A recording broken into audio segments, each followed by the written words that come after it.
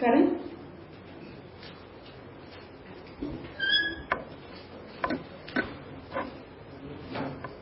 श्री कृष्णाय नमः। श्रीमदाचार्य चरण कमलेभ्यो नमः। रसम प्रकाशिका श्याम प्रकाश जी द्वारा विरचित टीका का हम प्रारंभ कर रहे हैं। मंगलाचरण के श्लोक हैं पहले। अशन्यादि रूपेषु मल्लादयो यम अनेकैः रसैः भावयन्तः समापुः स्वलीलार्थम् आविष्कृतानेक रूपम् भजे तम परम ब्रह्म श्री कृष्ण देवम। तो मंगलाचरण में प्रभु के स्वरूप का विवेचन कर रहे हैं कि जो भगवान भागवत जी का जो श्लोक पूर्व पक्ष में रखा गया था कि जब भगवान मथुरा में पधारे तब सभी मथुरा में जितने भी लोग थे उन्होंने भगवान को जिन जिन भावों से देखा उन रूपों में भगवान ने उन सभी को दर्शन दिए। तो अशन्य वगैरह रूपों से जिन मल्ल वगैरह ने मल्ल अर्थात जिनके साथ भगवान ने मल्ल युद्ध किया उन लोगों ने जैसा जैसा भाव रखा उन सभी भावों को अनेक रसों के द्वारा भगवान ने संतुष्ट किया। ऐसे स्वलीलार्थम आविष्कृतानेक रूपम अपनी लीला के लिए जिन्होंने अनेक रूपों को आविष्कृत किया अर्थात प्रकट किया, ऐसे परम ब्रह्म श्री कृष्ण को उनका हम भजन करते हैं, उनके प्रति हम भक्ति करते हैं।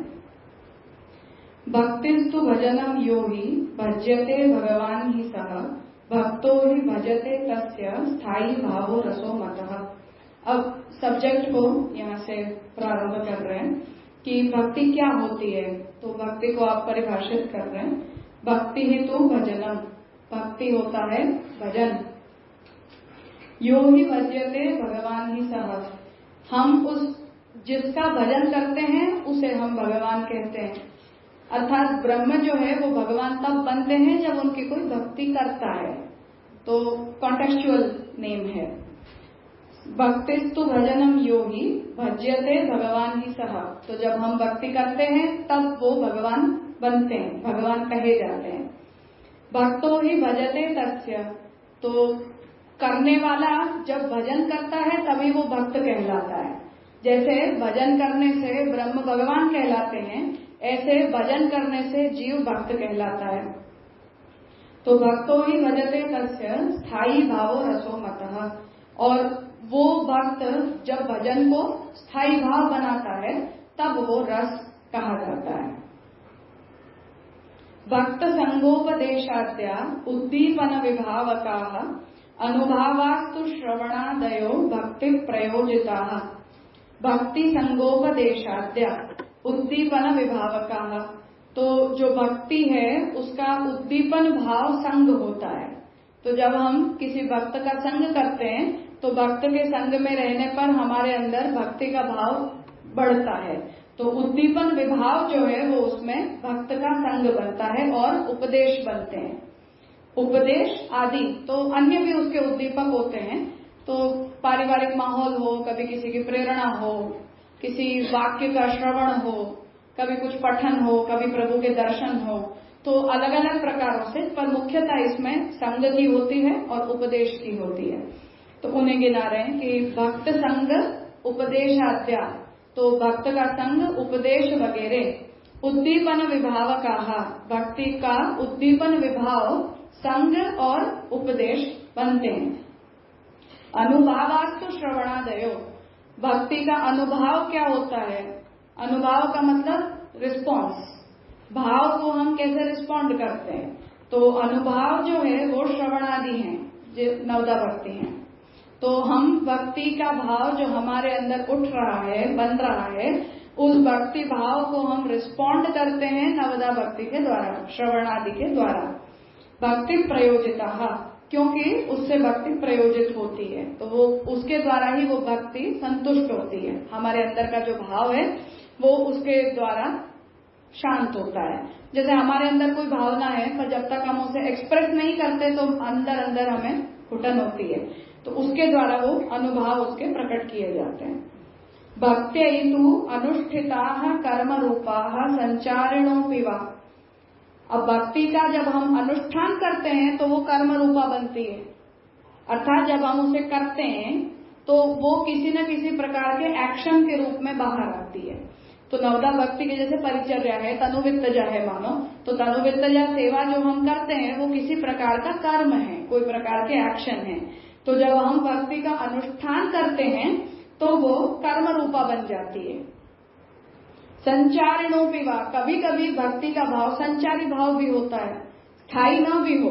अचानक से भक्ति प्रकट होती है, अचानक से वो भक्ति गायब हो जाती है, खत्म हो जाती है।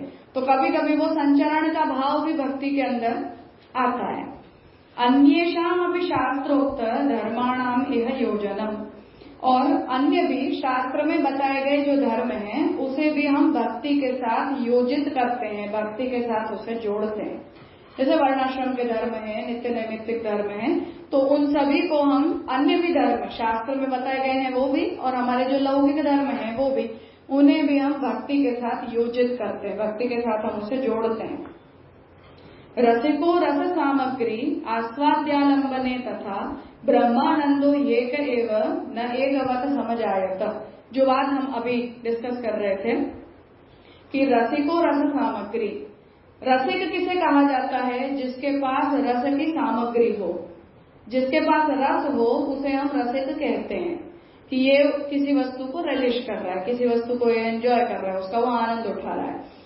तो जिसके पास रस की सामग्री हो, जो उसका आस्वादन करता हो, जो उस रस का आस्वादन करता हो और उसका वो आलंबन लेता हो, अर्थात उसके प्रति वो आश्रित हो। तो आलंबन किसका हम लेते हैं? जिस रस को हम अपने अंदर पैदा करते हैं या जो रस का हम अनुभव करते हैं उसे हम किसी के आश्रित बनाते हैं। आलंबन का मतलब किसका हम सहारा लेते हैं उस रस का अनुभव करने के लिए। तो रसिको रस सामग्री, रसिक वो कहलाता है जिसके पास रस की सामग्री होती है। रस की सामग्री का कभी कभी आस्वादन भी होता है, कभी कभी केवल आलंबन भी होता है। रस नहीं है मेरे पास, पर मैं जो रस का अनुभव कर रहा है उसके प्रति मैं आश्रित हूँ। जैसे भक्ति का रस मेरे पास नहीं है, पर महाप्रभु जी का हम आलंबन कर रहे हैं उस भक्ति रस को पाने के लिए। तो हमने महाप्रभु जी के भक्ति रस को अपना आलंबन बनाया है, उसका हमने आश्रय लिया है, और फिर हमें कभी न कभी उसका आस्वादन मिलेगा। तो महाप्रभु जी मानो स्वयं तो आस्वादन कर रहे हैं, इसलिए महाप्रभु जी रसिक कहे जा रहे हैं। हम आस्वादन नहीं कर रहे हैं, पर हमने आलंबन किया है, इसलिए भी हम किसी न किसी प्रकार से उस रस का अनुभव कर रहे हैं, इनडायरेक्टली कर रहे हैं। ठीक है, स्पष्ट है? कुछ प्रॉब्लम हो तो बताना। हाँ, प्रथम श्लोक में लीला से केवल भक्ति के लिए जो सृष्टि है उसका बोध हो रहा है। हाँ, संपूर्ण सृष्टि का नहीं हो रहा। संपूर्ण सृष्टि ही लीला रूप है, इसलिए उसे भी कहने में कोई आपत्ति तो नहीं है। जब भक्ति की बात हो रही है तो लीला में तो भक्ति सृष्टि ही, मतलब लीला सृष्टि ही मानी जानी चाहिए। यहाँ यद्यपि जो शंकर जी जैसे ये आज्ञा कर रहे हैं कि जिन लोगों के मन में जैसा भाव आया ऐसे ऐसे भगवान ने उनके हृदय में रस प्रकट करवाए, तो अब यहाँ मल्लादी को जब गिनवा रहे हैं तो वहां तो भक्ति रस की बात नहीं कर रहे हैं, इन जनरल रस को ले रहे हैं। इसलिए हर व्यक्ति को अलग अलग रसानुभूति हुई भगवान का दर्शन करने की। श्लोक की संगति से ऐसा अर्थ बन रहा है। ये भक्ति रस की अगर दृष्टि से सोचा जाए तब फिर ये बात होगी कि भगवान ने जो रूप यदि प्रकट किया है तो प्रकट रूप सभी के लिए नहीं है, वो प्रकट रूप तो भगवान भक्तों के लिए ही प्रकट करते हैं। हाँ,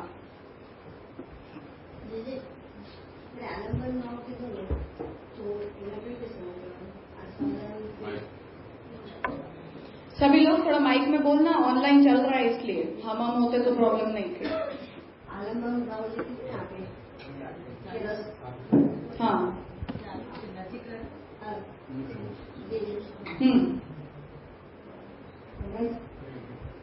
आलंबन भाव जी કીધું ને આપણે એ મને નહીં બહુ સ્પષ્ટ સમજાયું કે રસની સામગ્રી કહેવાય કે રસના આલંબન ભાવ પણ કરીએ, રસાસ્વાદ નથી થતો આપણને।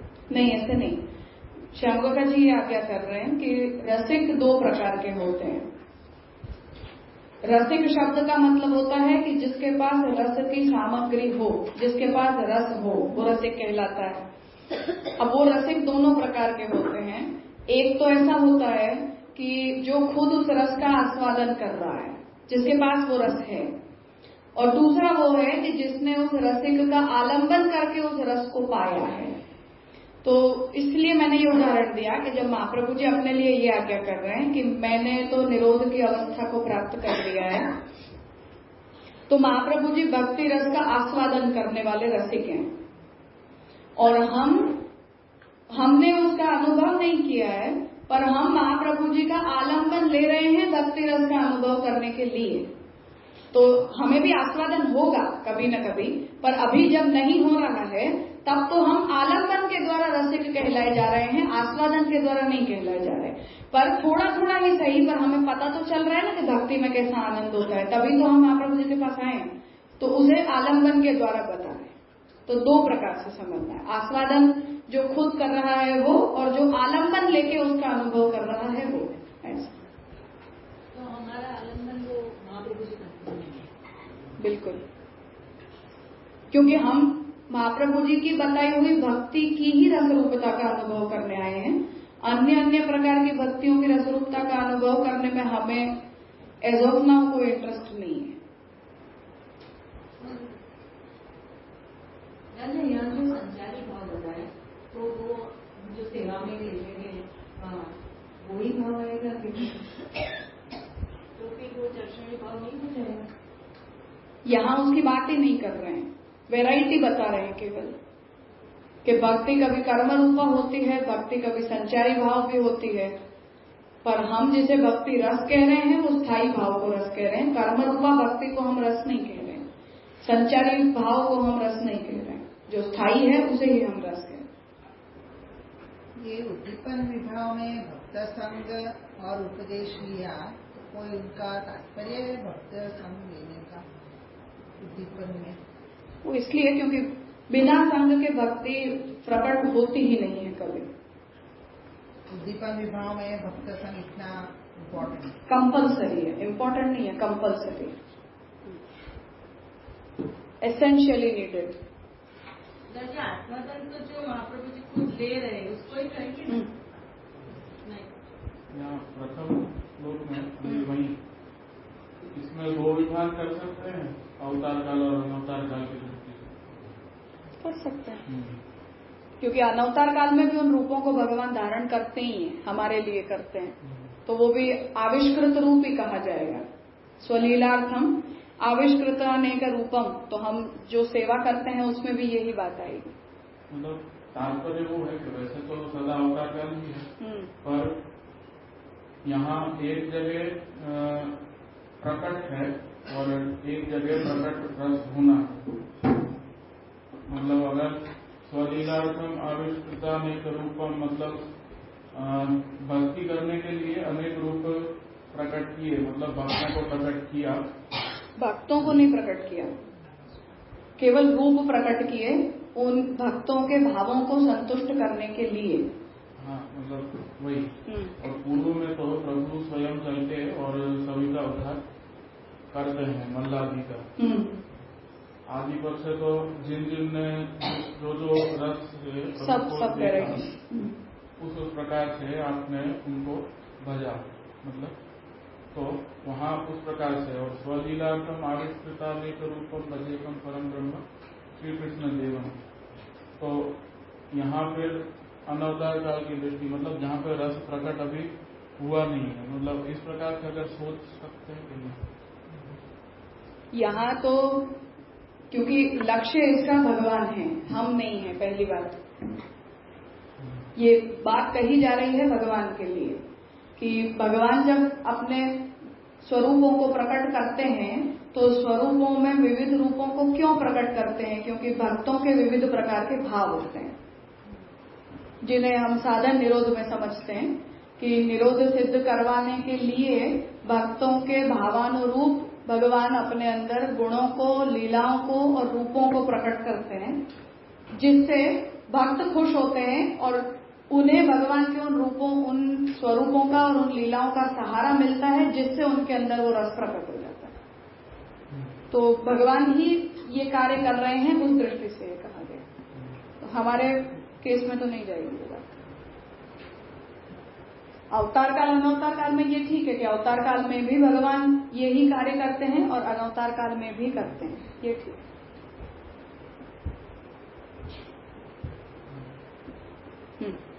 उसी संदर्भ में मतलब प्रथम जो स्वरूप से रस का संदर्भ ले और फिर प्रभु के सामने से कर, ऐसा बाइफरकेशन सोच सकते हैं। पहले श्लोक में तो यही बात है कि अल्टीमेटली उस रस को संतुष्ट करेंगे तो भगवान ही करेंगे। हम फितूर ला देते हैं अपने अंदर कि हमें तो ऐसा अच्छा लगे। जैसे तुलसीदास जी के लिए आता है कि वो ब्रज में आए, वृंदावन में उनका घर है, मीराबाई से मिलने के लिए आए थे। फिर मीराबाई को उन्होंने वृंदावन रहने के लिए कह दिया, तो वो आए, फिर ठाकुर जी के दर्शन किए उन्होंने। फिर ठाकुर जी को उन्होंने सीधा बोला कि तुलसी मस्तक तक नमे जब धनुष बाण धरवा। तो मैं तो आपके इस रूप को प्रणाम नहीं कर सकता हूँ, क्योंकि मुझे तो ये भगवान भगवान ही नहीं लगते हैं। तो मुझे तो धनुष बाण हाथ में लो तभी मुझे प्रणाम करने का मन करता है। तो वो तुलसीदास जी के घर में ठाकुर जी का स्वरूप है, पर धनुष बाण लेके धराते हैं। तो तुलसीदास जी को तब दर्शन हुए, फिर उन्होंने अपना माथा झुकाया। तो ये तो हमारी जिद है कि हमें तो आप ऐसे अच्छे नहीं लगते। भगवान को नहीं धनुष बाण धराने हो तो, पर भक्त चाहता है कि हमें तो आप ऐसे ही अच्छे लगते हो। तो वो तो तुलसीदास जी के जैसे धमकी देने वाली बात है ना, कि आप नहीं धरोगे तो तुम्हें तो प्रणाम भी नहीं करोगे। तो हम रामचंद्र जी से कहते हैं कि आप बंसी नहीं बजाओगे तो हम आपको प्रणाम नहीं करेंगे। तो भगवान तो संतुष्ट करते हैं भक्तों को और उनके भावों को देख के अपने रूपों को प्रकट करते हैं। तो हमारे रस की जो संतुष्टि है वो भगवान की लीलाओं और कृतियों के द्वारा होती है। हमारे हृदय में एकदम भर भर के सख्य भाव प्रकट हो, पर भगवान अपनी तरफ से करें ही नहीं तो उस दृष्टि से ये तो श्यामका जी ने मंगलाचरण लिखा है कि उन भावों को भगवान संतुष्ट करेंगे। मुझे ऐसा लग रहा था कि जो अन्य है, मतलब रौद्र, हास्य और विभत्स, उस संदर्भ से रस वहाँ है और फिर प्रभु का सर्व सामर्थ्य वैसे नहीं, ऐसे नहीं है, क्योंकि जो दृष्टांत है वो मल्लो और उनका है, इसलिए चाहे कितना भी नेगेटिव इमोशन क्यों ना हो, पर मानो भगवान ने उसे रिस्पॉन्ड नहीं किया तो। आज अब कंस को मरवाने के लिए किसी और को भेज देते, या उन मल्लों के साथ मल्ल युद्ध करने के लिए कोई और चला जाता, पर तो भगवान चाह रहे हैं कि मैं ही करूं। जैसे शिशुपाल था तो किसी और से मरवा देते, अब मुक्ति देनी थी तो भगवान ने स्वयं उस कार्य को किया। जिन्हें नहीं भगवान मुक्ति देना चाहते थे उन लोगों को तो दूसरों के द्वारा ही, जैसे जरासंध को भीम के द्वारा मरवाया। तो महाप्रभु जी वहां सुबोध में लिख रहे हैं कि भीम वहां भगवान का आवेश अवतार है, पर भगवान ने खुद क्यों नहीं किया? क्योंकि भगवान जरासंध को मोक्ष नहीं देना चाहते थे, इसलिए नहीं किया। तो शक्ति तो आपकी ही लग रही है, किसी और की तो लग नहीं रही। तो तात्पर्य है कि भाव हम बना लेते हैं अपने अंदर, और वो भाव हमारे तो आते हैं लौकिक भावों से ही। हम कोई अलौकिक भावों को लाते नहीं है, क्योंकि हमें वो आता ही नहीं है। पर उन भावों को संतुष्ट भगवान करते हैं, इसलिए भगवान की रस रूपता मानी जाती है। भगवान रस रूप है। अनेक रूप से क्या तात्पर्य है? स्वलीला अनेक रूप, अनेक रूप। हर भक्त के भाव को संतुष्ट करने भगवान अलग अलग रूप धारण कर लेते हैं। नीचे फिर ऐसा आ रहा है कि भक्त है तब भगवान हो रहे हैं, तो अगर उस दृष्टि से सोचा जाए तब तो यहाँ भक्त आविष्कृत हुए, ऐसा मानना चाहिए। पर वो भाव तो हम ही लाते हैं ना पहले अपने अंदर। कभी भगवान भी चाहते हैं कि मुझे कोई मित्र चाहिए या मुझे कोई शत्रु चाहिए तो मेरा वीर रस प्रकट हो, तो भगवान किसी को ऐसा मोहरा बना देते हैं कि तुम लड़ो मेरे साथ आके। और कभी ये होता है कि हमें जैसे लौकिक भाव आते हैं, ऐसे लौकिक भावों को हम भगवान के ऊपर डालना चाहते हैं कि हम हमारे बच्चे से प्रेम करते हैं तो हमारे अंदर आपके लिए भी वात्सल्य आ रहा है, तो हम कभी इनिशिएट करते हैं भाव को, कभी भगवान इनिशिएट करते हैं। इसीलिए दूसरे श्लोक में श्याम काका जी ने न तो भक्त को आगे किया न भगवान को आगे किया, भक्ति को आगे किया कि वो भजन से ब्रह्म भगवान बनते हैं और जीव भक्त बनता है, तो संबंध बीच में आता है, उससे फिर उन दोनों में इस प्रकार का वेरिएशन आता है। तो इसको ऐसे दो ही प्रकार से भी सोच सकते हैं, बिल्कुल। इसीलिए ठाकुर जी जैसे कहते हैं ना, रसो वैसा करो, रसो वैसा करो। हाँ, तो उपनिषद से रस भगवान में ही है।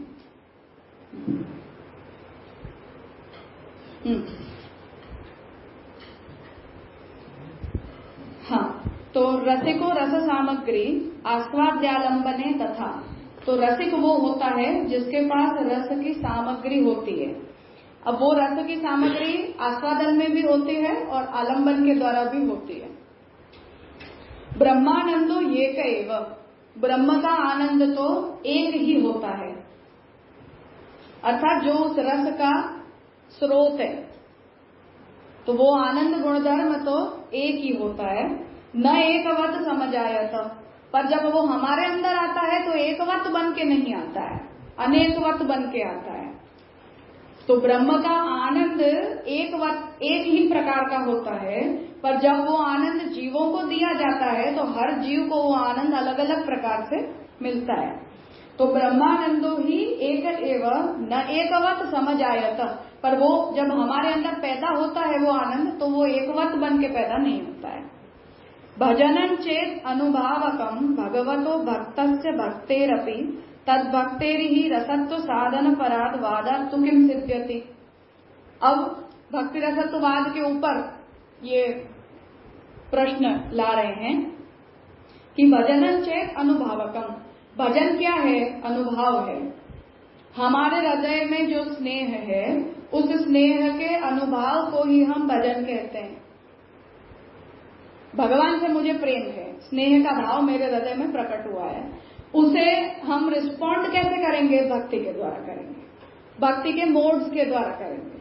ठीक है, भक्ति करके हम अपने अंदर के स्नेह को रिस्पॉन्ड करेंगे, उस रिस्पॉन्स को ही हम अनुभव कहते हैं। तो भजनन चेत अनुभावकम, भजन चेत इसलिए यदि के अर्थ में, तो भजन यदि अनुभाव है, भगवतो भक्तस्य भक्ते है अपि, अनुभाव किसके प्रति है?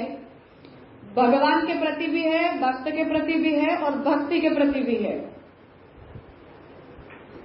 तीनों के प्रति है। क्योंकि भक्ति के संबंध से हम भगवान और भक्त बंध रहे हैं एक दूसरे से।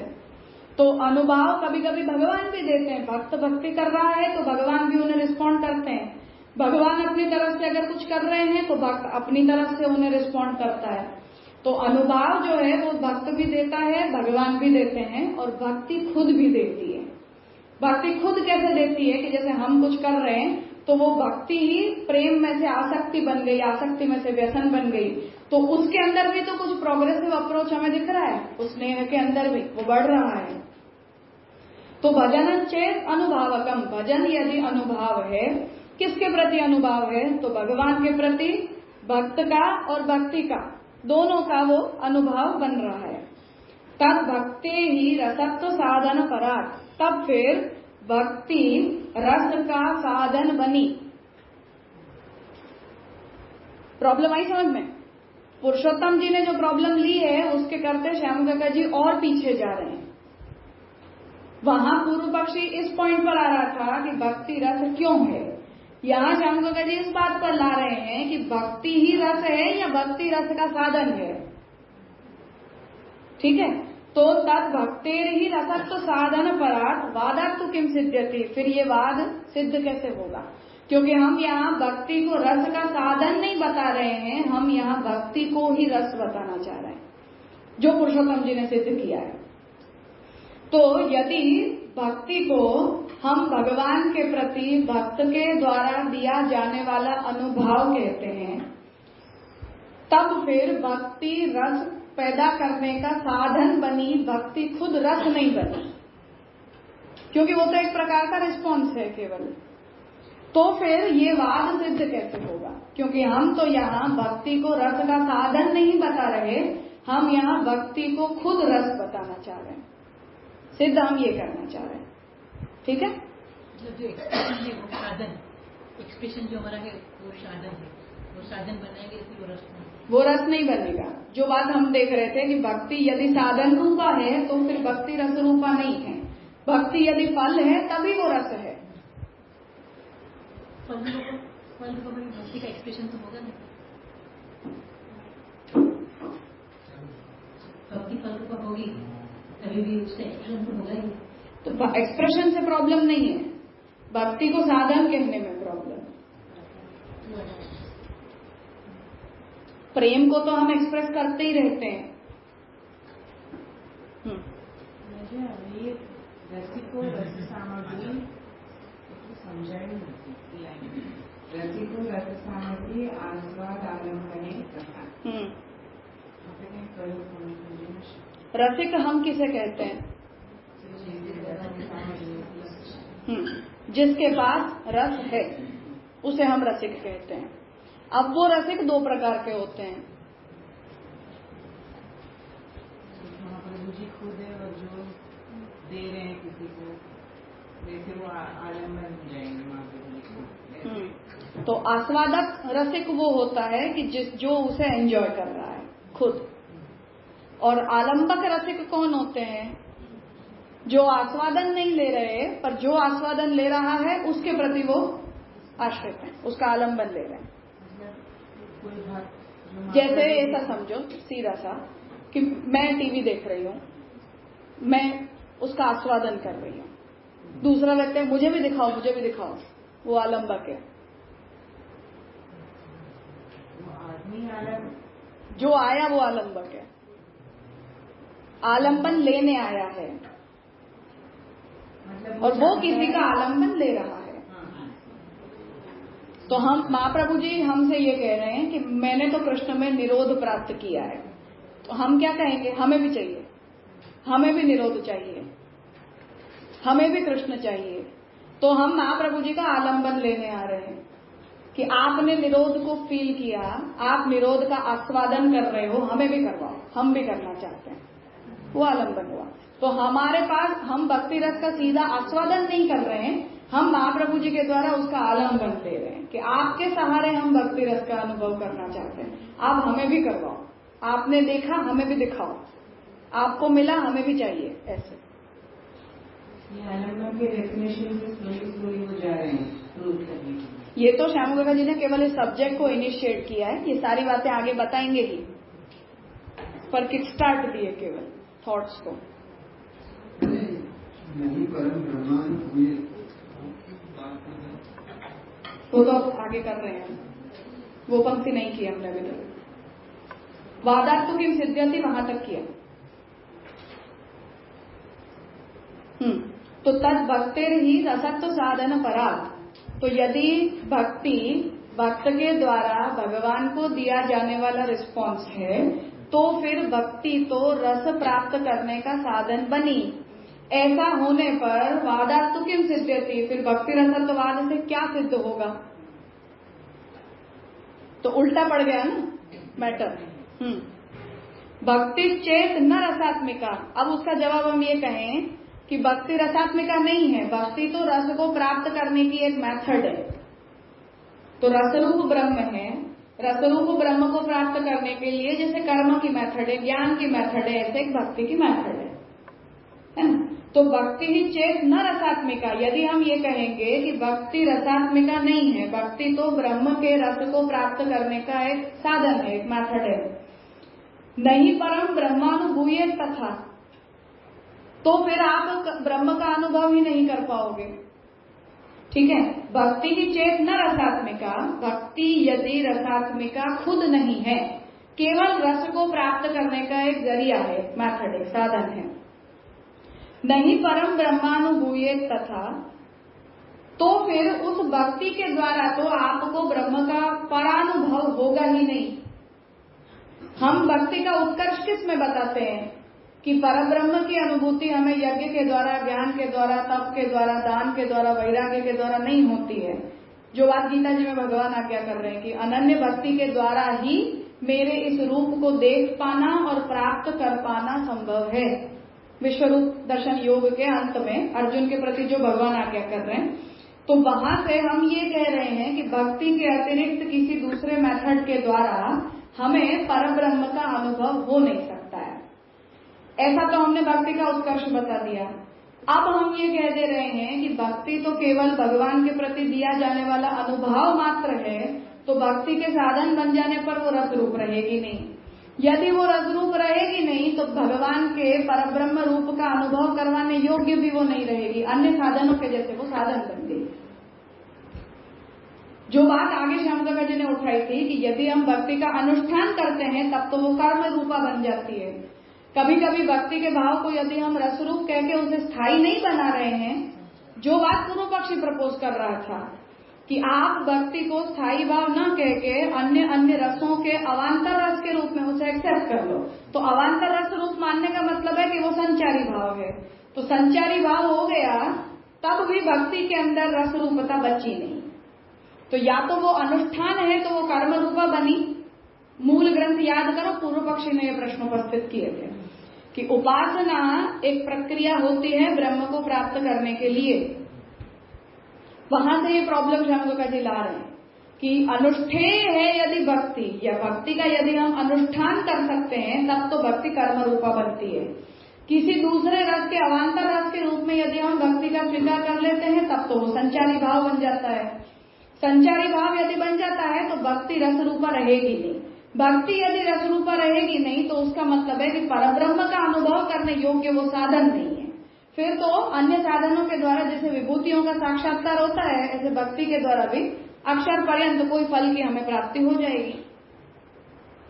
अब आ गई प्रॉब्लम समझ में? एक मिनट, लास्ट पंक्ति कर लो फिर दोबारा करते हैं।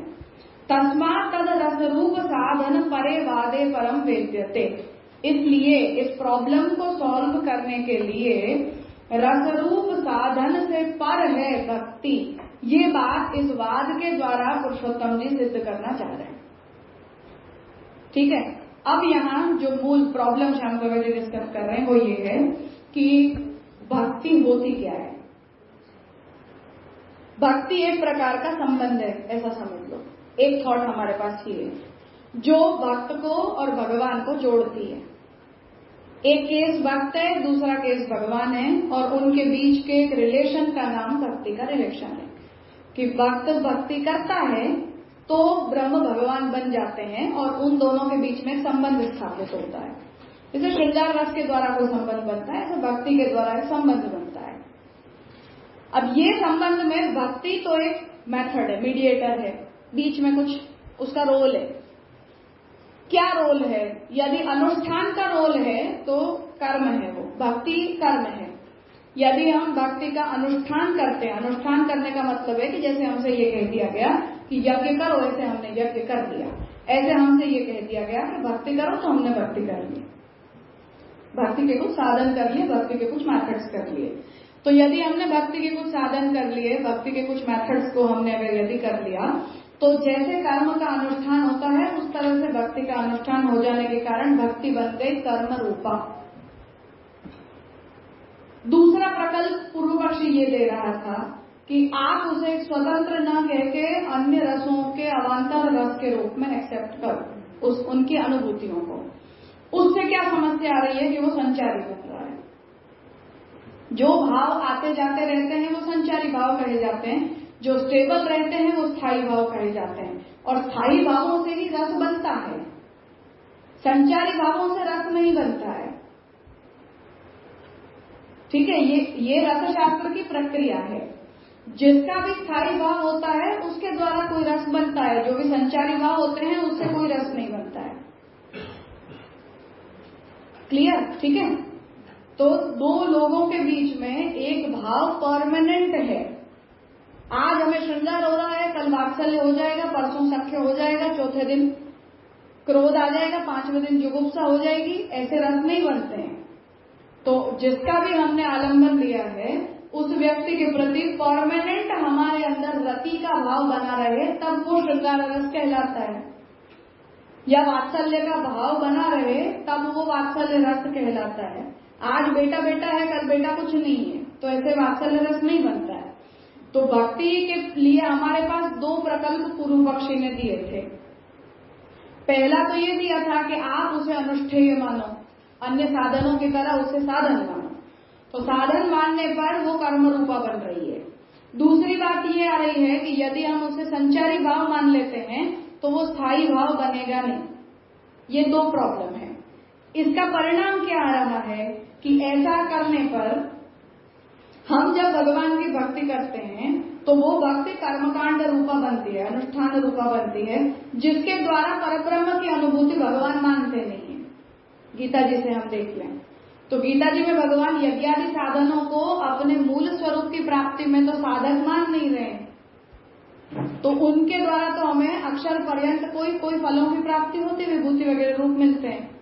तो भक्ति के स्वरूप मानने में प्रॉब्लम ये है कि भक्ति को हम रस कह रहे हैं तो वो केवल मीडिएटर बन रही है, कि जिससे वो रस प्राप्ति के साधन के रूप में समझ में आ रही है। और यदि हम उसे रस नहीं कह रहे हैं, हम ये कहें कि भक्ति रस नहीं है, तो भक्ति में कोई प्रकार के स्थायी भाव, क्योंकि रस ना कहने का मतलब है स्थायी भाव का न होना, इट इज इक्वली प्रोपोर्शनेट। ठीक है, हम रस कह रहे हैं उसका मतलब है कि वहां कोई ना कोई स्थायी भाव है। यदि हम उसे रस नहीं कह रहे हैं तो उसका मतलब है कि वहां कोई प्रकार का स्थायी भाव नहीं है, कोई प्रकार की स्टेबिलिटी नहीं है। यदि इंस्टेबल है तो परब्रह्म की प्राप्ति के योग्य वो बचेगी नहीं। इसलिए भक्ति को रस कहना जरूरी है। क्वेश्चन ये आ रहा है, जो मैंने बात कही कि मेरे रिस्पोंडेंट ने जो प्रश्न पूछा था वो यही था कि हमें भक्ति को रस कहने की जरूरत ही क्या है। मानो हमने भक्ति को रस नहीं कहा तो क्या, तो ये तो भक्ति अनुष्ठान बनेगी, तो भक्ति विभूति परक बनेगी, तीसरा भक्ति संचारी भाव बनेगी। इन तीनों के होने पर उसकी इफेक्ट कहाँ आ रही है? गीता जी में जो भगवान आज्ञा कर रहे हैं वहां आ रही है। तो भगवान अनुष्ठान के द्वारा अपनी प्राप्ति मान नहीं रहे तो वो तो कैंसिल हो गया। यदि वो संचारी है तब भी उसके द्वारा भगवान की प्राप्ति होगी नहीं, तो फिर भगवान की प्राप्ति का कोई साधन बचा कि नहीं बचा? ठीक है, ये साधन की प्रॉब्लम है। और यदि भक्ति साधन नहीं है, यदि हम भक्ति को साधन नहीं कहते हैं तो फिर हम भक्ति को क्या कहना चाहेंगे? ये प्रश्न है आपके ऊपर। तो उसे श्याम काका जी आज्ञा कर रहे हैं कि पुरुषोत्तम जी ये बात सिद्ध करना चाह रहे हैं कि साधन से भक्ति पर है, उससे बढ़कर है, उससे ऊपर है। ये बात यहाँ पुरुषोत्तम जी सिद्ध करना चाह रहे हैं। तो साधन हम बनाते हैं तो वो रसात्मक नहीं रह जाती है, और यदि हम उसे साधन नहीं बना रहे हैं तो हमारे और भगवान को जोड़ने की वो कड़ी है, ये बात तो क्लियर है। तो उस कड़ी को फिर हम भक्ति है तो उसे साधन नहीं कहेंगे तो हम क्या कहेंगे? ये प्रश्न आ रहा है। अब हुआ? कड़ी रसरूप हो गई। ये तो जवाब हो गया, प्रॉब्लम नहीं हुई। हम प्रॉब्लम समझ रहे हैं पहले, जवाब तो अंत में आएगा। प्रॉब्लम में और एक प्रॉब्लम है, हम जब अभी बीच में था, शायद मेरे समझ में भक्ति रसरूप है कि भगवान रसरूप? दोनों। भगवान भी हो गया और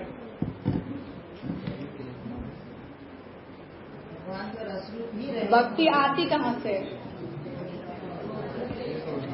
भक्ति का इमोशन हम पैदा करते हैं या हमें दिया जाता है?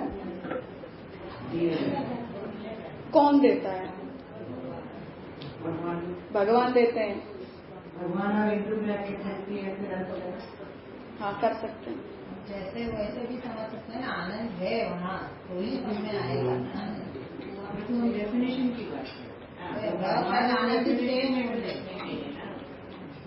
भगवान ही अपनी प्राप्ति के लिए अपने आनंद गुण धर्म को भक्ति रस के रूप में रिलीज करते हैं, अपनी आत्मरति को भक्ति रस के रूप में रिलीज करते हैं, जिसे भागवत आत्मनस्तु कामाय सर्वम प्रियम भवति कहती है। मुझे आप क्यों प्रिय लगते हो? क्योंकि मुझे अपने आप से पहले प्रेम है, इसलिए मुझे आप अच्छे लगते हो। मुझसे बढ़कर मुझे कोई भी अच्छा नहीं लगता है। जिसे हम निरुपाधिक बोल के हम जिस पर कॉलर अप करते हैं, दुनिया में कोई कभी निरुपाधिक नहीं होता है। हम केवल अपने आप से प्रेम करते हैं, और क्योंकि हम अपने आप से करते हैं इसलिए हम सबसे करते हैं। अपने से बढ़कर हम किसी से प्रेम नहीं करते हैं।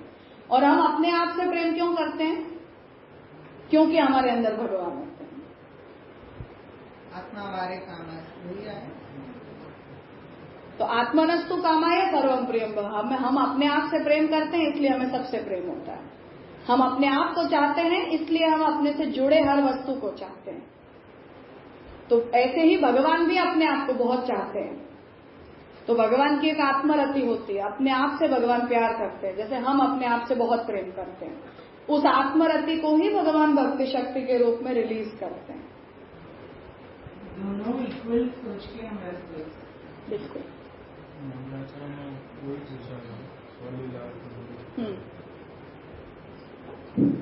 तो ये सेकेंड लास्ट जो लाइन है, भक्ति चेन्न रसात्मिका नहीं परम ब्रह्मानुभूय तथा, तो ऐसा समझ सकते हैं दो नेगेटिव निकाल दे तो भक्ति रसात्मिका होगी तो ही परब्रह्म का अनुभव होगी। हाँ। और नीलेश भाई पूछ रहे लास्ट लाइन में परम वेद्यते का मीनिंग क्या है? जिसे आप पर जानोगे। वेद्यते मतलब जानना, समझना, मानना। तो तस्मात् रसरूप साधने परे वादे न तो साधन वेद्यते किंतु परम वेद्यते। तो इसलिए रसरूप में उसकी साधन रूपता है या उसकी साधन से पर रूपता है, तो इस पर हम वाद में उसकी साधन से पर रूपता को जानना चाह रहे हैं। अगर साधन को परम नहीं जानो ऐसा कुछ नहीं, साधन से भक्ति रस पर है ऐसा जानो। जैसे श्रृंगार का स्थायी भाव गति है, भक्ति का राग भयानक का, तो भक्ति का स्थायी भाव स्नेह। मतलब ये पूर्व पक्ष का है, वहाँ पर रिस्पॉन्स के अर्थ में उसे साधन मान रहे हैं, तो वो ही पक्ष अन्य सभी रस के लिए क्यों नहीं आ सकता? वो इसलिए क्योंकि वहां तो इमोशन को और एक्सप्रेशन को अलग अलग कर दिया जाता है। एक्सप्रेशन ही इमोशन नहीं होता है। हमारे साथ प्रॉब्लम भी बन रही है, जो बात निबंध में महाप्रभु जी कर रहे हैं कि प्रेम ही साधन बनता है और प्रेम ही फल बनता है। तो वहां प्रमाण, प्रमेय, साधन और फल चारों जैसे भगवान ही बन रहे हैं, चारों जैसे प्रेम ही बन रहा है। वहां महाप्रभु जी ने भी इसी बात को बोला है ना। जैसे वात्सल्य है तो वहाँ पर जो एक्सप्रेशन है वो वात्सल्य नहीं है, फिर ऐसा। हाँ, रसशास्त्र तो ऐसा ही कहता है कि इमोशन और एक्सप्रेशन अलग ही होते हैं। आप जो एक्सप्रेस करते हो इमोशन उनसे ज्यादा होता है, अलग होता है।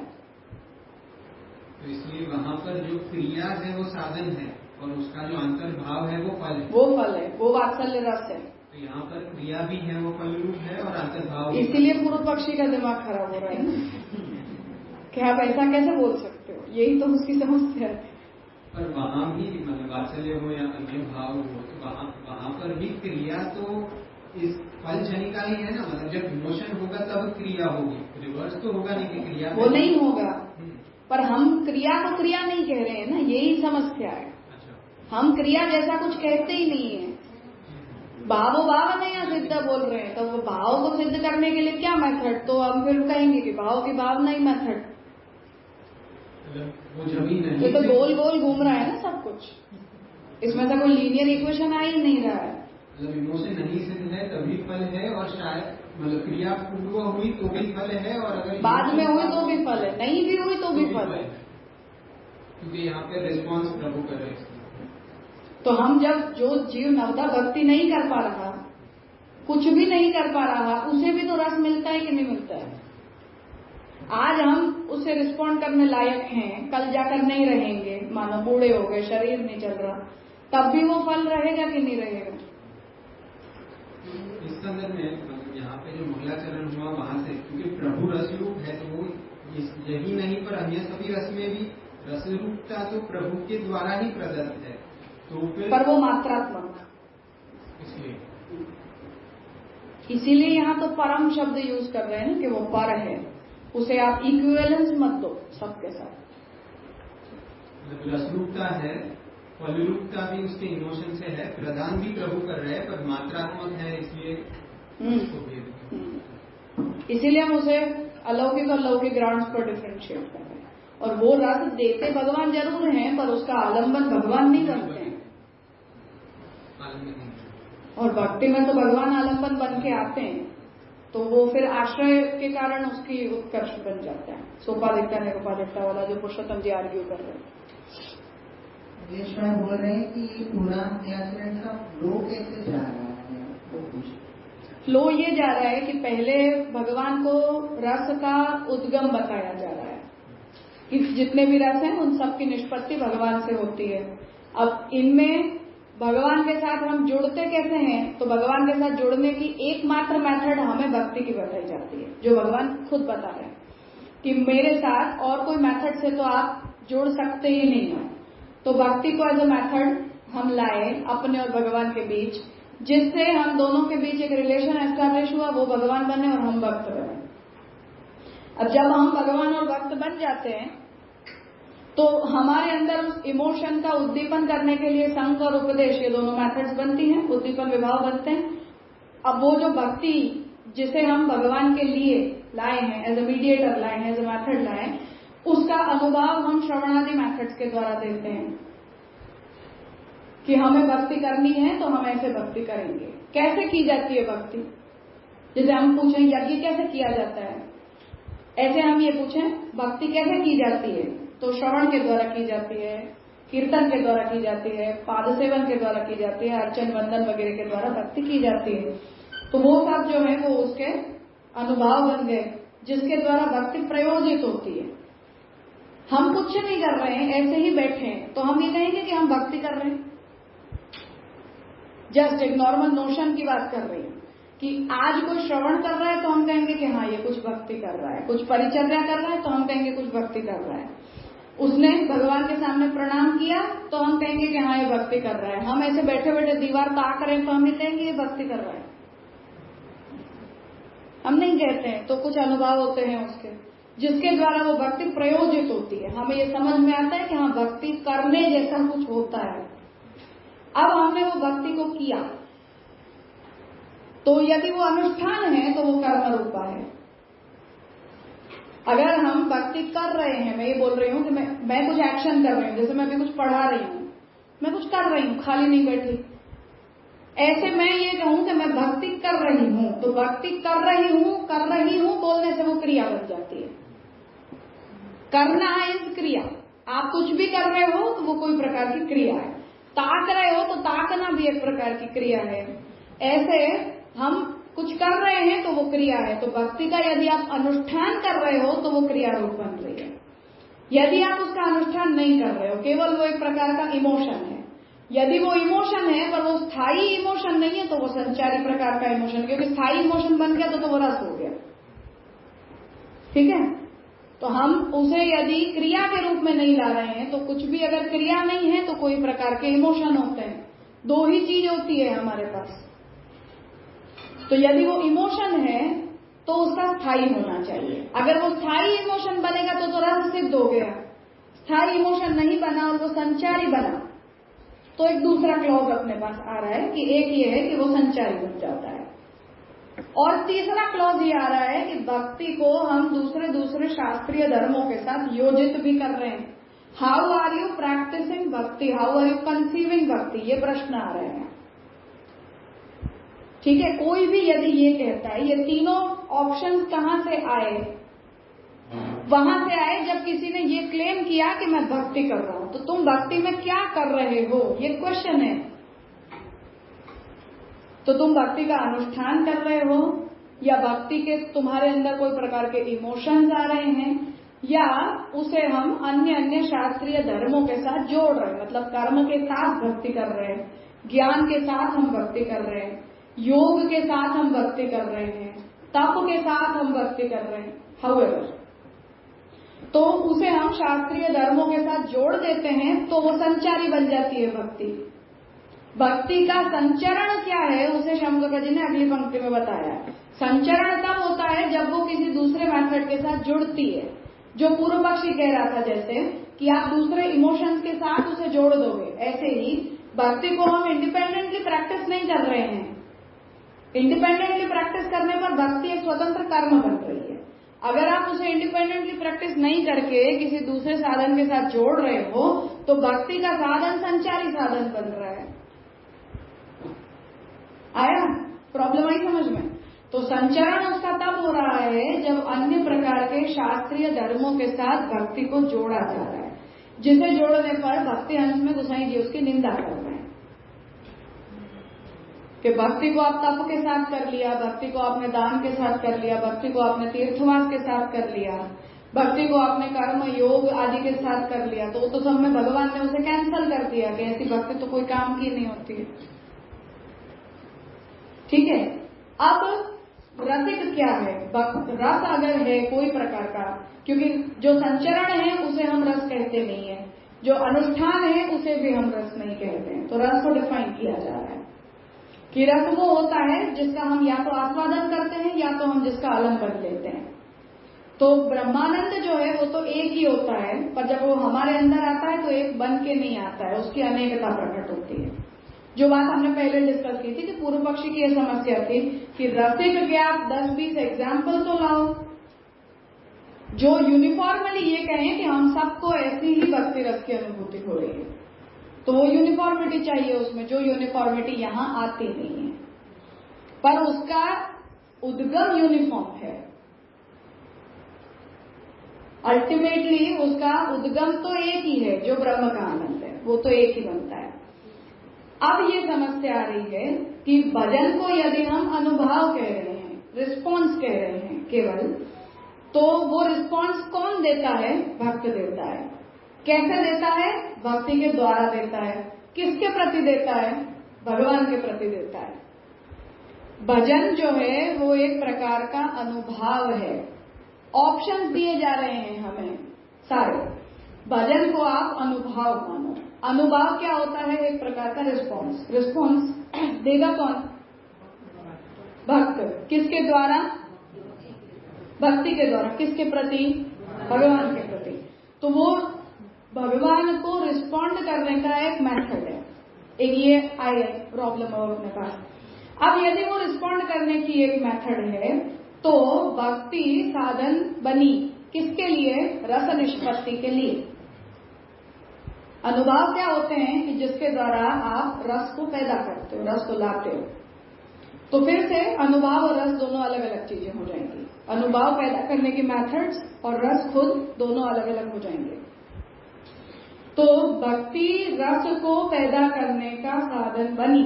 ऐसा बनने पर इस वाद के द्वारा क्या सिद्ध होगा? भक्ति खुद रस सिद्ध होगी या भक्ति रस का साधन सिद्ध होगी? अनुभव। भक्ति यदि अनुभव है तो वो भक्ति रस का साधन सिद्ध होगी, खुद रस सिद्ध नहीं होगी। अब यदि भक्ति रस नहीं है, इस बात को हम मान लेते हैं, तब क्या प्रॉब्लम हो रही है? उसे लास्ट बता रहे हैं कि भक्ति ही चेतना रसात्मिका। भक्ति यदि रसात्मिका नहीं है तो नहीं परम ब्रह्मानुभूय तथा। तो संचारी मेथड के द्वारा तो भगवान अपनी प्राप्ति को कैंसिल ही कर रहे हैं। इसलिए परम ब्रह्म को का अनुभव करने के साधन के रूप में भक्ति सिद्ध हुई नहीं। इसलिए हमें करना क्या पड़ेगा? उसे साधन से पर बताना पड़ेगा। ठीक है, ये सारे बैकड्रॉप में थॉट्स हैं पुरुषोत्तम जी के। श्यामप्रकाश जी ये कहना चाह रहे हैं कि पुरुषोत्तम जी ने मानो इस ग्रंथ को लिखा, जो प्रश्न आया भक्ति को रस कहने की जरूरत क्या, ये क्वेश्चन है, उससे श्यामप्रकाश जी यहाँ उसके बैकड्रॉप के जितने भी विचार हैं उन सबको यहाँ लिख रहे हैं। ये सब विचार हैं इसके पीछे, जिस वजह से हमें भक्ति को रस कहना पड़ता है। हम यदि नहीं कहते हैं तो इतनी सारी प्रॉब्लम्स आती हैं। डिफरेंट बट के एंगल से समझाया। बिल्कुल, भूमिका है उसकी। What if not this? ऐसा अगर हम करेंगे तो क्या आएगा, ये भी तो हमें सोचना पड़ेगा। भक्ति रस है तो वेल एंड गुड, मानो नहीं है तो इसे भी हमें रिस्पॉन्ड तो करना ही पड़ेगा ना, तभी तो हम उसके पॉजिटिव एंड की साइड ले सकते हैं। तो हमें दोनों ही डिफेंड करनी पड़ेगी। इसलिए करनी पड़ेगी क्योंकि प्रकरण ग्रंथ नहीं है, वाद ग्रंथ। प्रकरण ग्रंथ होता तो ऐसी कोई आवश्यकता नहीं होती। हम कह सकते हैं अपनी तरफ से। अनेक प्रकार से आती है, रस प्रकरण में अनेक प्रकार से आता है, तो वो एक बनेगा अंदर जाके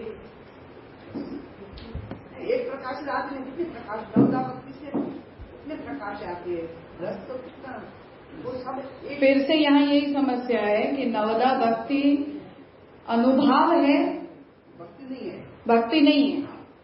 तो या तो आप ये मानो कि नवदा भक्ति इक्वल्स टू भक्ति, ऐसा नहीं है। भक्ति भाव है, इमोशन है केवल, उससे उसका अनुभाव नवदा भक्ति है ना। मानो अनुभव नहीं है तो क्या भाव खत्म हो जाता है? स्थायी है तो खत्म नहीं होता, संचारी है तो खत्म हो जाता है।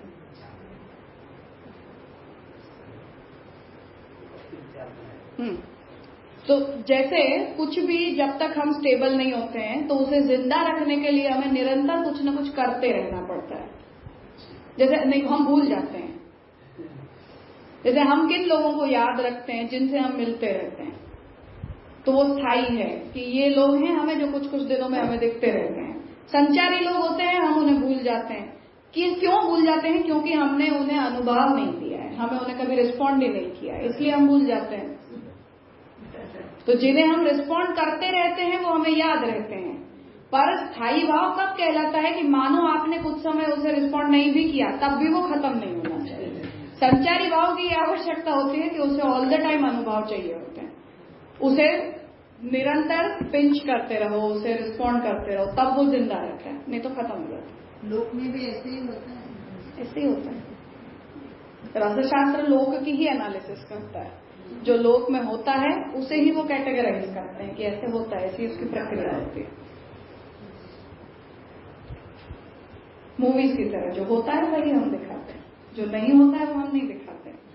ऐसी बात है, जो होता है उसे ही हम दिखा रहे हैं। तो रसशास्त्र जो हो रहा है हम सभी के साथ, उसे एक प्रक्रियाबद्ध बनाता है। हम नहीं समझते हैं कि हम ये कैसे कर रहे हैं, पर उसकी एक प्रक्रिया रसशास्त्र देता है कि ये चीजें ऐसे हो रही हैं, इस तरह से हो रही हैं। मुझे आपने ऐसा बताया कि भक्ति जब तप योग ये सब के साथ मिक्स हो जाते हैं उसको संचारी कहते हैं। संचारी क्यों कहना है? एक रसी हुई ना, संचारी क्यों कहने पर? क्योंकि वहां दो इमोशन साथ चल रहे हैं, एक नहीं चल रहा है, इसलिए संचारी हो गया। स्थायी वो होता है जो एक ही होता है। करने में भी तो भक्ति ही है, संचारी क्यों? फिर you need to decide who is over तप, भक्ति इज ओवर द तप और तप इज ओवर भक्ति। नहीं हो सकता है, नहीं हो सकता है। आपका डेडिकेशन दोनों में से कोई एक चीज के ऊपर होता है, मोर ओवर। और एवर तपस करता है, नहीं, कोई प्रॉब्लम नहीं है, समस्या नहीं है। किसी के भी प्रति आप डेडिकेटेड हो, हमेशा कर सकते हो आप। जिन्हें कर्म अच्छे लगते हैं वो आजीवन कर्म करते हैं, जिन्हें ज्ञान अच्छा लगता है वो आजीवन ज्ञान करते हैं। आजीवन तप करने में भी कोई समस्या नहीं है। 10-10 हजार साल तक कर ले लिए हैं लोगों ने, तो उसमें कोई समस्या नहीं है। पर बात इतनी है कि भक्ति को हम किसी दूसरे के साथ मिला देते हैं तो उसका स्वातंत्र्य खत्म हो जाता है, उसका इंडिपेंडेंस खत्म हो जाता है। और अगर उसकी इंडिपेंडेंस खत्म हो रही है या किसी के अंग के रूप में अगर वो आ रही है तो इट इज नॉट इंडिपेंडेंट। और अगर वो इंडिपेंडेंट नहीं है तो वो भगवत प्राप्ति का साधन नहीं है। भक्ति को हमने कड़ी के जैसा सोचा, बिटवीन भक्त एंड भगवान, भी वो कड़ी तप के रूप में रही या योग के रूप में। वही तो कह रही हूँ, भक्ति इज नॉट तप। तप एंड भक्ति are different from each other. ऐसा हो सकता है भक्ति से जो बदल रूप सकता बन है, जाए। नहीं बदलता है ना। फल की अभी हम चिंता ना करें। हम और भगवान किससे जुड़ रहे हैं? बीच में कड़ी है जिससे ब्रह्म भगवान बन रहा है, जीव भक्त बन रहा है। वो भजन के संबंध से हो रहा है। जैसे स्त्री पुरुष है तो विवाह के संबंध से वो पति पत्नी बने, वहां दो संबंध सर्वाइव नहीं कर सकते हैं। पति पत्नी में दूसरा संबंध अभी कौन सा है? मानो हम फ्रेंड्स हैं या पति पत्नी, यू नीड टू चूज। आप दोनों को इक्वली जस्टिफाई नहीं कर सकते। तो भक्ति में आप अवान्तर कुछ भी बन जाए, प्रेम है तब में आप बोल रहे हो एक चीज को। हाँ, अगर साधन मिक्स किए जा सकते हैं पर उसमें मुख्यता और गौणता हमें लानी ही पड़ती है। विगत सर्कल पकड़ सकते हैं। प्रेम has to be the reason. अगर आपको परब्रह्म चाहिए तो, विभूति चाहिए तो उसमें कोई समस्या नहीं है, फिर आप भक्ति को कहीं भी लगा लो, यज्ञ में लगा लो, ज्ञान में लगा लो, वैराग्य में लगा लो, वेरेवर यू वांट। अच्छा, हम वसुदेव जी का एग्जाम्पल ले सकते हैं इसमें प्रेम और तप में। आप दे रहे हो तो जस्टिफाई करने की आपकी जिम्मेदारी, मेरी थोड़ी। मतलब मैं ऐसा सोचती हूँ कि उन्होंने तप को ज्यादा इम्पोर्टेंस दिया होगा और बोला होगा कि मुझे आपके जैसा पुत्र चाहिए, तभी उनकी जो सायुज्य हुआ वो अक्षर में हुआ। तो ये लाइन से अगर हम सोचें तो शायद मैच होगा। I am not sure. Match नहीं होगा, मिसमैच होगा। यहाँ तो हम उस पक्ष में जा रहे हैं कि हम उसे संचारी, उसी में एग्जाम्पल संचारी हो जाएगी। हाँ, वो ठीक है। जहां भी वो संचारी बनेगी वहां ऐसे ही होगा। मतलब टोटल उन्होंने फोकस भगवान पे नहीं किया। हाँ, वो संचरण का ही फल है, इसीलिए वो भक्ति का भाव वहां स्थायी भाव नहीं है। संचरण है मतलब वो स्थायी नहीं है, और स्थायी नहीं है तो वो रस नहीं है, क्योंकि रस में स्थायी भाव कंपल्सरी है, वो उसका कंपोनेंट है। तो संचरण, क्योंकि पूर्व पक्षी प्रपोज क्या करना चाह रहा था, अन्य अन्य जो रस के प्रकार हैं उनमें आप अपनी अनुभूतियों को फिट कर लो। और मुझे भगवान संतान की तरह, मुझे भगवान के प्रति प्रेम हो रहा है तो आप उसे वात्सल्य रस में कैटेगराइज कर लो। ब्रजभक्तों के जैसे भगवान के प्रति काम भाव मेरे मन में मानो प्रकट हो रहा है तो आप उसे श्रृंगार रस मान लो।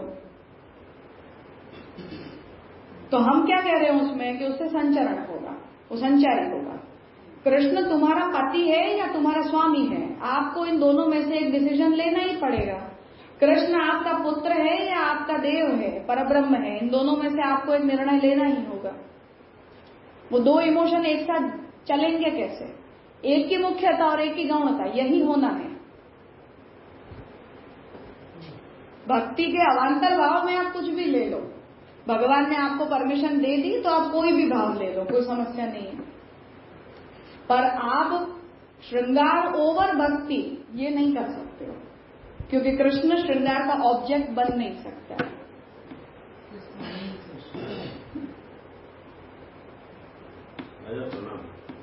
हाँ,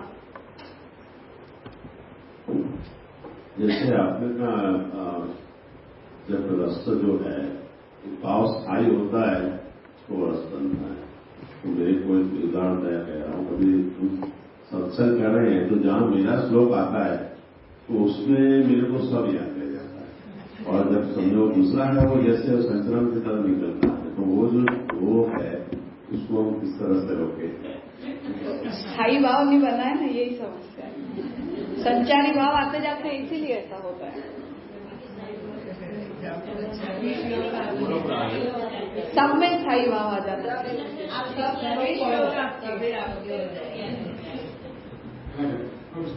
संचारी भाव कैसे भी समझ सकते हैं कि आज देखने में भी आता है कि कोई उत्सव वगैरह आ जाए तो उसमें ऐसी भक्ति आ जाती है कि देखते ऐसे ही लगता है कि कैसी भक्ति है।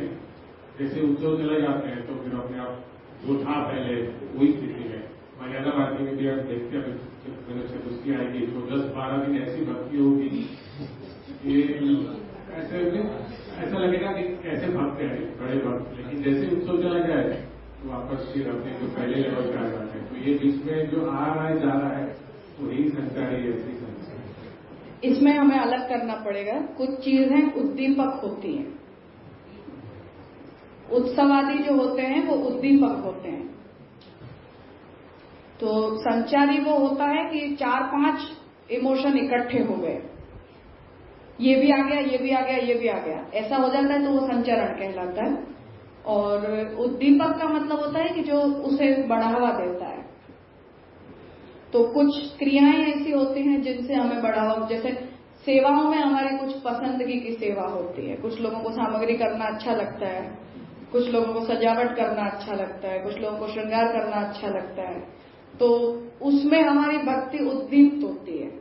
हमारी बिना पसंद की सेवा पकड़ा दी जाए तो वो उद्दीप्त नहीं होती है, मतलब बहुत मजा आया ऐसा नहीं लगता है। हाँ ठीक है, कर लिया, जरूरत थी तो ठाकुर जी को सब चाहिए तो कर लिया। तो उद्दीपक कुछ चीजें होती हैं, वो हमारे टेम्परामेंट के कारण होती है, हमारी कुछ चॉइस होती है, उस वजह से होता है। तो जैसे संग है, जैसे कहा, तो आज हम सब मिलके कर रहे हैं तो ये सब विचार एकदम उद्दीपक हो रहे हैं। हम अकेले अकेले बैठ के पढ़ते हैं तो वो उसमें उद्दीपक भाव नहीं आता है। तो वो संग का गुण है ये, इसीलिए भक्ति संग से बढ़ती है। तो अब हम ये कभी नहीं भूलेंगे, अब इस भक्ति रसत्ववाद को हम कभी नहीं भूलेंगे। बाकी पढ़ तो हमने 50 बार लिया, पर हमारी नजर से ऐसे ही निकल जाता है। तो उद्दीपक विभाग उसे कहे जाते हैं जो उसे बढ़ावा देते हैं। संचारी वो होता है कि जो एक शुद्ध नहीं रहकर किसी दूसरे से मिल जाता है, तो वो संचारी वो होता है। समझ नहीं आता अच्छी तरह से संचरण। संचरण होता है तो भक्ति तो ऐसी रहती है संचरण में भी। हम क्योंकि भक्त बन के आए हैं इसलिए हमें भक्ति का संचारी भाव समझ में नहीं आता है, क्योंकि हम मुख्य भाव में आए हैं। अब मानो आज हमें यज्ञ कर्म पकड़ा दिया जाए, या हमसे ये कह दिया जाए कि हाँ कुछ शास्त्रीय कर्म को आपको करना पड़ेगा, अब उसमें भी हमारी निष्ठा बन जाए मानो, तब वो संचारी बन जाते हैं। जैसे कर्तव्य बुद्धि से हमने उसे निकाल दिया करके, फॉर एग्जाम्पल जैसे वर्णाश्रम का नशा है, ये संचारी भाव है। जैसे महाप्रभु जी के चरित्र में हम देखें तो महाप्रभु जी ने अपने वैष्णव से कहा कि तूने उस वैष्णव के घर सखड़ी क्यों नहीं ली? तो उन्होंने ये कहा कि भाई हमारे जाति का व्यवहार के कारण नहीं ली। पुराने समय में जैसे नहीं लेते थे, तो ब्राह्मण अन्य वर्णों के वहां अन्न नहीं खाया करते थे, तो उन्होंने दूसरे वैष्णव के वहां नहीं खाया। तो महाप्रभु जी ने कहा कि तुझे वैष्णवता देखनी चाहिए थी। महाप्रभु जी को उन्होंने अन्न नहीं खाया, उस बात का बुरा लगा कि तूने जाति का व्यवहार देखा और वैष्णवता का व्यवहार नहीं देखा। अब ये देख के महाप्रभु जी ने उन्हें वापस भेजा, फिर वो अन्न लेके आए, प्रसाद लेके आए, तो महाप्रभु जी को ठीक लगा। उन्होंने वहां सखड़ी प्रसाद खाया था, सखड़ी नहीं खाया था। तो ये कुछ चीजें ऐसी होती हैं जहां हम उन चीजों में बैलेंस नहीं ला पाते। कभी कभी कर्तव्य बुद्धि के कारण नहीं ला पाते, कभी कभी शास्त्रीय बुद्धि के कारण नहीं ला पाते, कभी कभी लौकिक व्यवहारों के कारण नहीं ला पाते। तो यहाँ जैसे हमें ये सिद्धांत पता है कि हमें भक्ति को ही मुख्यता देनी चाहिए, बाकी सभी धर्मों को हमें छोड़ देना चाहिए, पर लौकिक धर्मों को हम छोड़ पाते हैं भक्ति के आगे, ये संचरण हो जाता है। अब ये संचरण हो जाता है, भक्ति का भाव हमारा स्थायी भाव है, हम जानते हैं कि हमें हमेशा भक्ति करनी है, पर वो लौकिक धर्म के संचरण के कारण भक्ति में डिस्टर्बेंस आया कि नहीं आया, बस ये काम संचारी भाव करता है। अब संचारी भाव दोनों प्रकार के होते हैं, विघातक भी होते हैं तब वो व्यभिचारी कहे जाते हैं, और विघातक न हो तब तक संचारी कहे जाते हैं। मतलब इतना लौकिक व्यवहारों का जोर बढ़ जाए कि भक्ति साइड पे रह जाए तो वह व्यभिचारी हो गया फिर वो। तो मतलब आपका स्थायी भाव खत्म ही होने पर है, और हमने 4 घंटे सेवा में दी और 1 घंटा लौकिक व्यवहार कर दिया तो वो संचारी जरूर रहा, पर वो व्यभिचारी नहीं हुआ। मतलब उसने उतना बड़ा डिस्टरबेंस नहीं क्रिएट किया कि जिस वजह से मुख्य भाव खत्म ही हो जाए।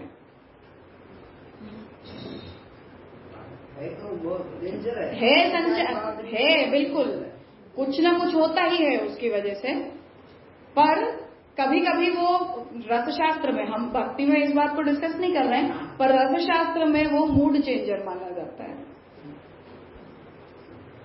कि वो कभी कभी आपके स्थायी भाव को बढ़ाने में भी कंट्रीब्यूट कर जाता है। जैसे हम बोर हो गए, जैसे हम 10 दिन हो गए, मानो हम रोज एक ही एक एक्टिविटी कर रहे हैं, 11वें दिन हमने कुछ और कर दिया तो 12वें दिन हमें फिर से याद आ जाता है।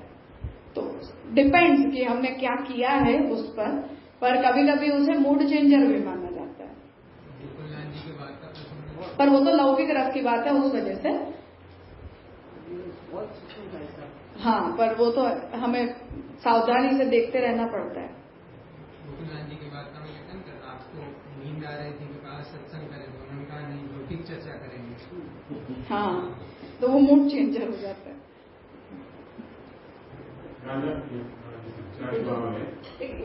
वो जो वो ज्ञान थी और जग नहीं पाते अष्टमी को, तो वो बीड़ी लिया था, वो संचारी भाव हो गया, उद्दीपक हुआ फिर वो।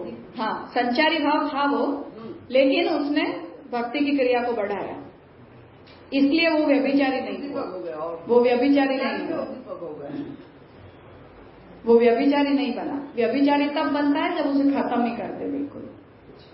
तो फिर हम वो एक बार में ऐसा सोच लें कि अब हमें हमेशा ही इसकी छूट मिल गई है, अब तो चलेगा।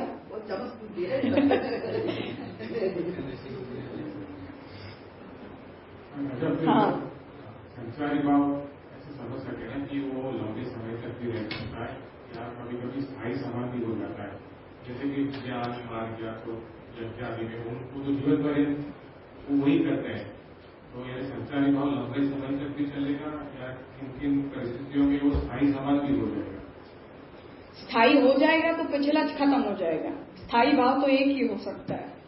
संचारी भाव में अनेकता पॉसिबल है, बहुत सारे भाव संचारी भाव बन सकते हैं। जैसे हम अभी देख लें तो जब जन्माष्टमी आती है तो वो वात्सल्य का मूड आ जाता है, जन्म हुआ है ठाकुर जी का। हिंडोला के दिनों में हमारे अंदर वात्सल्य का भाव नहीं होता है, वो श्रृंगार का भाव चलता रहता है। रात के दिन होते हैं, श्रृंगार का मूड बनता है, कीर्तनों को भी हम करते हैं तो ऐसा मूड बनता है। अब कभी ऐसा हमारा स्थायी भाव बन जाए कि वो श्रृंगार में मजा ही नहीं आ रहा है, तो भी ऐसा हो सकता है, परमानेंस भी आ सकता है। हमारे केस में जैसे सारे भाव भक्ति में ही, पर ये सारे जो इमोशंस है वो संचारी भाव की तरह चल रहे हैं, तो मूड चेंजर होते हैं, हमें अच्छा लगता है। जैसे मौसम बदलता है, तो आज जैसे कसुम्भा छठ है तो हमने वो उष्णकाल के पूरे क्रम को रोक दिया, अब मल्हार शुरू हो गए, बरसात की मौसम बन गई, तो मूड चेंजर है। तो 3 महीनों से वो उष्णकाल की एक जो यूनिफॉर्मिटी आई थी उसमें थोड़ा चेंज आता है तो हमें अच्छा लगता है। तो अब सेव्य स्वरूप के हिसाब से भी कुछ चीजें होती हैं। जैसे हम रथ के कीर्तनों में देख लें तो स्वामी जी के साथ ठाकुर जी रथ में विराजे हैं, ऐसे भी कीर्तन आते हैं। यशोदा जी ठाकुर जी को रथ में बिठाकर घुमा रहे हैं, ऐसे भी कीर्तन आते हैं। जगन्नाथ जी वाला भी कीर्तन आता है। भीष्म को मारने के लिए ठाकुर जी पहिया उठा के भागे, ये और चौथा वीर रस का कीर्तन भी आ जाता है। और ठाकुर जी अपने मित्रों के साथ घूमने फिरने के लिए निकले हैं, ऐसा भी कीर्तन आता है। ब्रजभक्तों को दर्शन देने के लिए ठाकुर जी ब्रज के क्षेत्रों में पधार रहे हैं, ऐसा भी कीर्तन आता है। अब मानो ये कीर्तन आ जाए कि ठाकुर जी एकदम वापट पीत की फेरा, तब वो वीर रस कभी कभी किसी के लिए व्यभिचारी भी हो सकता है कि तो मूड स्पॉइलर है। अचानक से हम ठाकुर जी को हाथ में पहिया उठा के दौड़ते हुए कैसे इमेजिन कर सकते हैं। पर जब भी वो कीर्तन लिखा गया होगा तो किसी के मन में ठाकुर जी को रथ पे विराजते हुए देखकर वो भाव आया होगा कि जैसे अर्जुन के सारथी बनकर ठाकुर जी ने रथ की सवारी की है। तो वो भाव से वो कीर्तन लिखा गया है। पर डिपेंड्स, कभी कभी हमारे मन में ऐसा भाव न भी आए तो ज्यादा हो जाता है तो वो व्यभिचारी भी बन जाता है कि पूरा मूड खराब हो गया, बिल्कुल मन हमारा खराब हो गया, ऐसा भी होता है। किसी किसी को व्यभिचारी नहीं लगता है, अच्छा लगता है। जगन्नाथ जी बीच में आ जाते हैं तब भी कुछ लोगों को डिस्टर्बेंस लगता है। तो ये तो हमारी मूड की कंसिस्टेंसी कैसी है उस पर डिपेंड करता है। और हम तो भक्ति संप्रदाय में है तो हमारे पास तो पूरी छूट है, आपको नहीं करना है तो मत करो, छोड़ दो, कोई समस्या नहीं है उसमें। वापट पीत की फेरन आपको नहीं अच्छा लगता है तो हटा दो उसको, कोई बात नहीं है, मत गाओ। जगन्नाथ हरिदेवा नहीं अच्छा लग रहा है, ठाकुर जी हमें जगन्नाथ जी जैसे नहीं दिखते हैं तो उसे छोड़ दो। पर ये मूड की बात है ये सब। हिंडोला में भी सारे प्रकार के कीर्तन आते हैं, पर मुख्यतः उसमें श्रृंगार रस की होती है। अब हमारे घर में जो सेव्य विराजते हैं उनके स्वरूप को लेकर भी कुछ चीजें बनाई गई है। जैसे रथ की ही बात है तो घोड़े बिना के भी रथ अपने वहां होते हैं, तो वहां वो वात्सल्य का भाव प्रबल है कि बच्चा है छोटा, घोड़ों से डरता है, तो बिना घोड़े का रथ होता है, केवल रस्सी से चलाया जाता है, घोड़े उसमें लगते ही नहीं है बिल्कुल।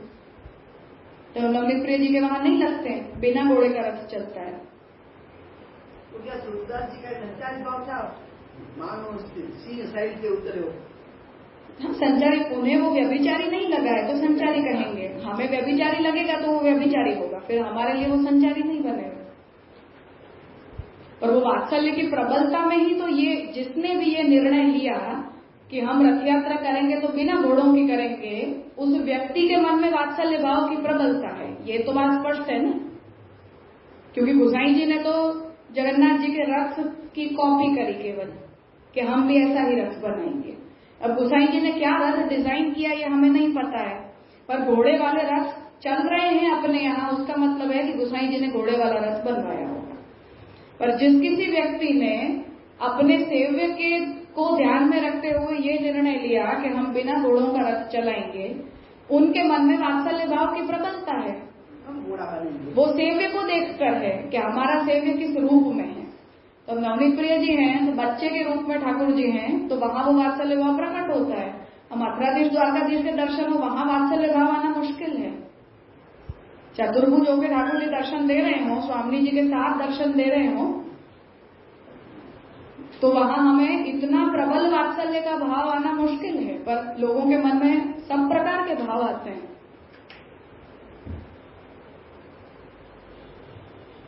तो वो भावानुरूप होती है, वहां क्या स्थायी बन रहा है, किसके लिए क्या व्यभिचारी और संचारी बन रहा है। ये कभी कभी ये होता है कि उस समय आपका मूड कैसा चल रहा है, और कभी ऐसा भी होता है कि ऑल द टाइम आपका मूड कैसा चल रहा है।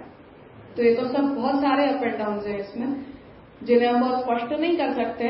पर वो भाव भी भक्ति का है और ये भाव भी भक्ति का है।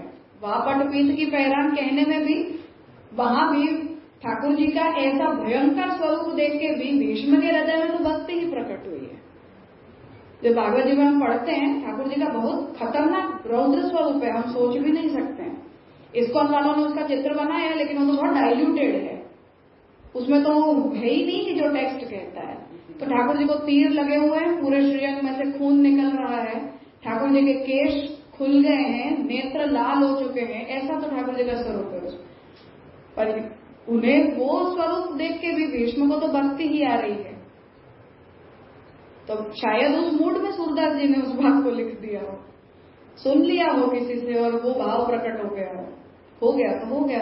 पर हमें ठाकुर जी रथ में से उतरते समय ऐसे लगते हैं, केश खुल गए, नेत्र लाल हो गए, हमें तो नहीं लगते। पर हम फिर भी नियम की वजह से वही कीर्तन करते हैं जब ठाकुर जी रथ से उतर के पधारते हैं। ऐसा भी करते हैं हमारे ठाकुर, करके मजा लेते हैं। हम ले सकते हैं क्योंकि हमें वो स्थायी भाव बना नहीं है। पर बाकी भागवत जी में हम उस स्वरूप को पढ़ें तो जुगुप्सा आती है मन में, हम उसे एंजॉय नहीं कर सकते। राजा वैसे तो 33 है ना संचारी, और जब नाट्य शास्त्र में जो 8 रस होता है, तो भगवान बुद्ध जब आए तो 9वां रस शांत आया। तो भक्ति रस महाप्रभु जी से प्रकट, महाप्रभु जी ने उसे भागवत से प्रकट माना, पुरुषोत्तम जी भागवत से प्रकट मानते हैं भक्ति। कैटेगराइजेशन को इनिशिएट करने की जब तक बात है तो महाप्रभु जी ने कहा है, इसलिए पुरुषोत्तम जी कह रहे हैं। और बाकी सनातन गोस्वामी ने भी भक्ति को स्वतंत्र रस कहा है चैतन्य संप्रदाय से। तो पहले तो महाप्रभु जी बता रहे थे, हाँ वो महाप्रभु जी से ही हम कह सकते हैं। हाँ, महाप्रभु जी मैं भक्ति को रस कह रहा हूँ ऐसा नहीं कह रहे हैं। महाप्रभु जी कह रहे हैं कि भागवत ने ही भक्ति रस को इनिशिएट किया है, इसलिए भक्ति रस जो है उसका उद्गम भागवत है। इसलिए पुरुषोत्तम जी ने पहला वचन वो रसिका भूमि भावु कहा, वहां से पिबत भागवत रसमालयम, वहां से उसे लिया। वात्सल्य का पुरुषोत्तम जी ने यहाँ नाम दिया था, किसी ने उसे इनिशिएट किया था, मैं बोल रही हूँ।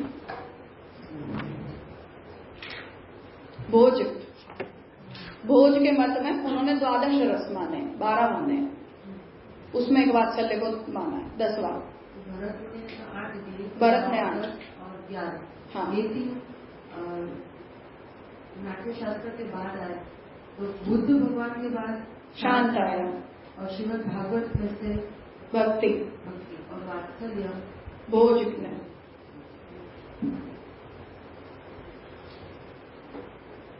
और कुछ तो यहाँ रखें विराम।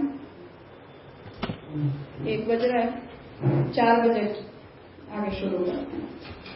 पढ़ लेना दोबारा समय होता, कुछ होगी प्रॉब्लम तो इसे फिर से देख के फिर आगे